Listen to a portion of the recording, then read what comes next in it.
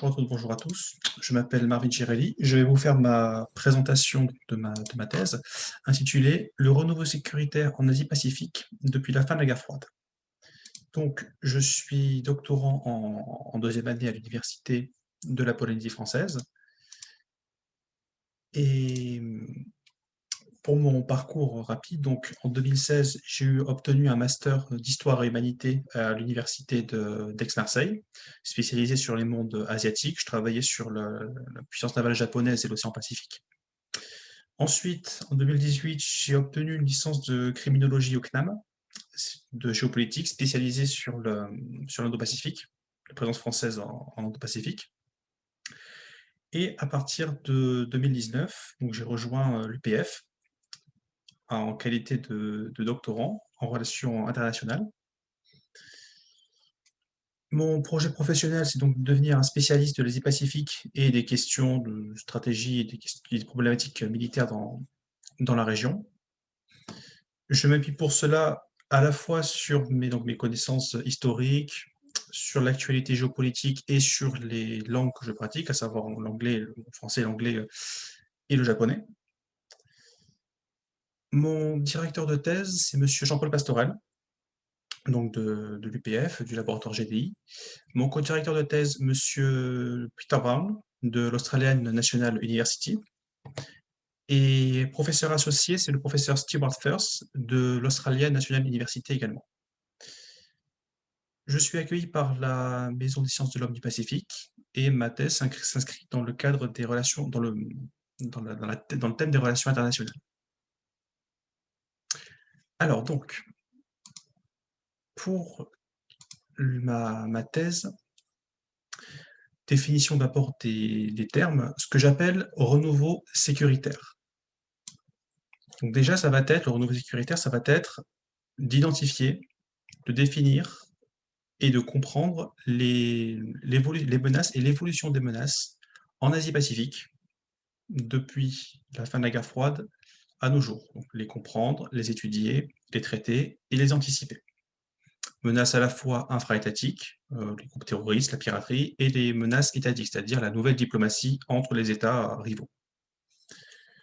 Ce que j'appelle maintenant Asie-Pacifique, ça va des côtes chinoises au triangle polynésien et pour l'axe est-ouest et pour l'axe nord-sud, des eaux japonaises à la Nouvelle-Zélande. Je me concentrerai particulièrement sur l'Asie du Sud-Est maintenant pour réduire ma zone de recherche. Donc je me concentrerai sur l'Asie du Sud-Est et l'Océanie, donc au large de l'Australie. Et bien sûr, dans tous les territoires français du Pacifique. Fin de la guerre froide maintenant, donc, période chronologique, de 1991 à nos jours. Donc l'intérêt, ça va vraiment être d'étudier et d'analyser les changements et les bouleversements de l'Asie-Pacifique et déterminer quel modèle de développement futur est possible pour la région. Ma problématique maintenant, quelles sont les collaborations interétatiques qui sont mises en place pour faire face aux nouvelles menaces? Et je travaillerai principalement autour de la notion de l'agressivité.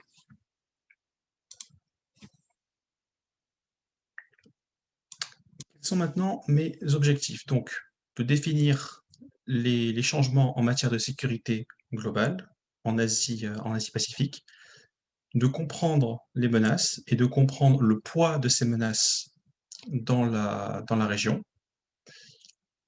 Quels sont les moyens de lutte également déployés pour lutter contre ces menaces?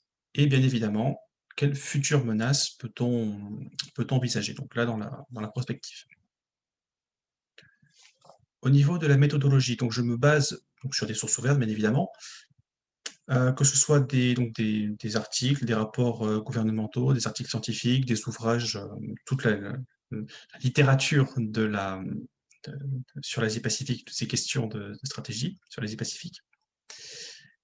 Combiné à ça, des interviews de personnalités, des entretiens avec des personnalités, donc que ce soit des militaires, des intellectuels, des académiques, des journalistes, politiques également, pourquoi pas, pour mettre en perspective justement les sources, donc les sources, les rapports dont je parlais tout à l'heure, donc la théorie des sources et la pratique des sources dans la réalité, comment ça se passe. C'est également un élément très important de bien faire la distinction, de bien comprendre que tout ce qui est écrit dans un rapport, c'est pas forcément ce qui se passe sur le terrain. Donc mon calendrier, donc la thèse, donc là je suis en deuxième année, donc j'ai commencé ma thèse en novembre 2019 et j'espère la terminer en novembre 2022, donc l'année prochaine, une année et demie encore. J'avais dans l'idée donc de partir à l'étranger, donc en Australie, en Nouvelle-Zélande, pour confronter directement au terrain, mais vu la situation actuelle, j'ai un peu dû changer mes plans. D'ailleurs, là, je suis pas à Tahiti, je suis à Aix-en-Provence, donc je fais ma thèse à distance, hein. Provise, Adapt, Overcome. Ensuite, si on passe sur les différentes parties de ma thèse, donc ma thèse va se dérouler en 3 parties. Alors déjà, l'introduction, pour commencer. Dans l'introduction, je définis les principaux concepts que je vais déployer, que je vais détailler dans ma thèse. La problématique, la méthodologie, donc l'introduction, je construis donc mon introduction comme cela. Ma thèse aura donc trois parties. Premièrement, ça va être un océan multipolaire. Cette partie a pour but de redéfinir la stratégie, de voir l'évolution de la stratégie depuis la fin de la guerre froide à aujourd'hui en Asie-Pacifique. Quelles sont les nouvelles menaces et comment les États s'adaptent à ces nouvelles menaces, principalement piraterie, terrorisme, donc le crime organisé en général. On est là sur des menaces infra-étatiques.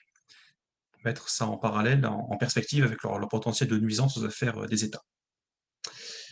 Partie 2, ça va être sur la maritimisation.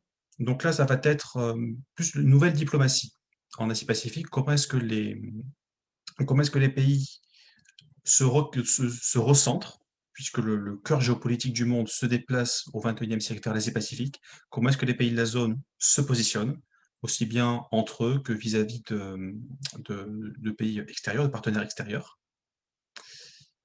Et enfin, une troisième partie sur le conflit entre les États-Unis et la Chine, que j'appelle la conflagration point d'interrogation. Donc les titres pourront changer, bien évidemment. Je vais principalement me baser sur un ouvrage qui s'appelle Le piège de Thucydide, écrit par un auteur, un géostratège américain qui s'appelle Graham Allison, qui montre à travers différents exemples historiques si oui ou non les Chine et les États-Unis vont partir en guerre. Donc j'étudierai cet ouvrage et je le mettrai en application pour voir s'il y a un réel risque de conflit ouvert entre les États-Unis et la Chine en Asie-Pacifique au XXIe siècle. Ensuite, au niveau de la mise en valeur de mon projet. Alors tout d'abord, j'avais participé en 2019 au colloque organisé par l'UPF sur la Belt and Road Initiative. J'avais fait une intervention sur la coopération franco-australienne dans le domaine de la défense. En 2020, j'ai participé à la conférence organisée par l'Australian National University, au CIS 2020 pour être précis, où là j'ai fait 2 interventions, une sur la relation franco-australienne également, et une autre sur le concept de menace infra-étatique en Asie-Pacifique. Et l'année prochaine, donc début 2021, je vais participer à une conférence à Aix-en-Provence qui est en train de se monter pour l'instant, qui va tourner autour du concept de menace en Asie orientale, en Asie-Pacifique. C'est en train de se monter, tout n'est pas encore bien fait, mais je vais y participer. Également, je donne des cours à l'université d'Aix-en-Provence, au département d'études asiatiques en civilisation.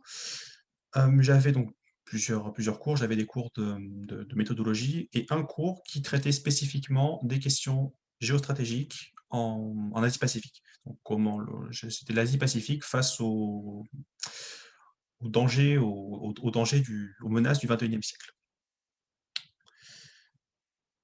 Où j'en suis maintenant? Alors, donc je travaille d'arrache-pied, on va dire, à la vie de thésard. Je recherche donc mes documents, mes sources, mes interviews en parallèle, et je commence à écrire également c'est en deuxième année où j'ai véritablement commencé à écrire. Là, je suis du moins dans les temps, dans mon calendrier, un petit peu à la bourre, mais c'est rattrapable. J'ai donc l'introduction qu'il faudra que je reprenne, qui est rédigée, mais qu'il faudra que je reprenne.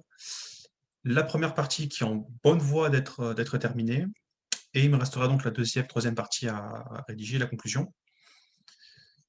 Donc ça, je suis à peu près dans les temps, on va dire, pour être optimiste.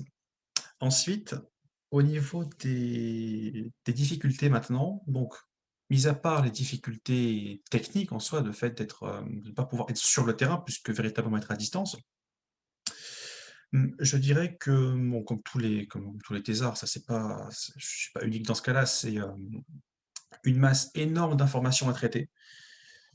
C'est énormément de documents en français, en anglais, quelques documents japonais aussi que je peux traiter et une masse d'informations considérable qu'il faut bien prendre dont il faut bien prendre le temps d'étudier pour que ça décante, pour qu'ensuite en tirer quelque chose de véritablement utile, je dirais.